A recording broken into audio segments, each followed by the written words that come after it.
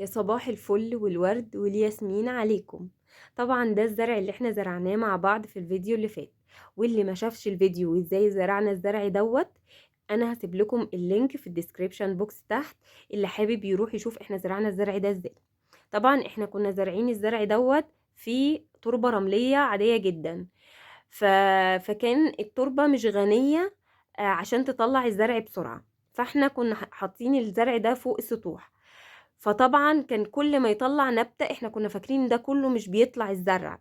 طلع ان كان بيطلع نباتات صغننة بس. العصافير او الفئران او ايا كان يعني كان بياكلوا. وطبعا دي منجاية من اللي طلعوا فيها كذا، يعني المنجاية مطلعة كذا واحدة. مش عارفة هل دي كل واحدة يعني يعني كذا شجرة ولا هي شجرة واحدة هتطلع كلها مع بعض. طبعا المكان اللي هو فيه المنجاية دي صغر عليه، فاحنا المفروض هننقله في مكان اكبر شوية زي ما كنا شايفين في الفيديو اللي فات. ودي بصلاية دودو حطيتها الصبح النهاردة عايزة تزرع بصل. وده البلح اللي احنا زرعناه مع بعض.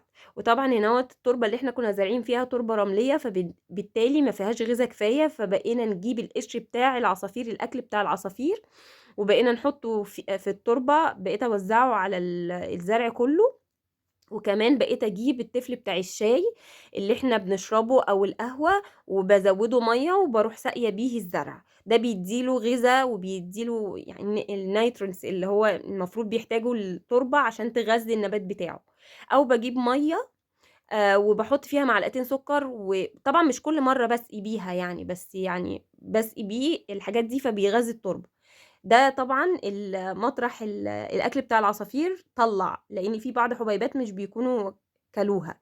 ودوت التين الشوكي، زرعنا تين شوكي كمان. وده فول حراتي، ودي النوارة بتاعت الفول الحراتي، لان ده الوقت بتاع زراعة الفول. وهو عامل ريحة جميلة قوي، ريحة الفول الحراتي حقيقي حتى لو ما طرحش، بس مديك احساس حلو قوي انك انت زارع يعني. فشكلها جميل وريحتها حلوة. بصراحة يعني إحنا فرحانين جدًا إن الزرع طلع.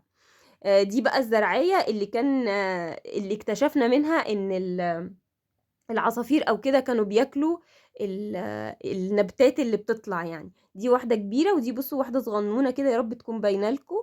بُصّوا صغيرة كده طالعة برضه. هي كانت حباية واحدة مانجا بس طلعت. ودي بُصّوا المكان اللي كان بياكلوا العصافير أو الفئران أيًا كان بقى كان إيه اللي بياكل الزرع.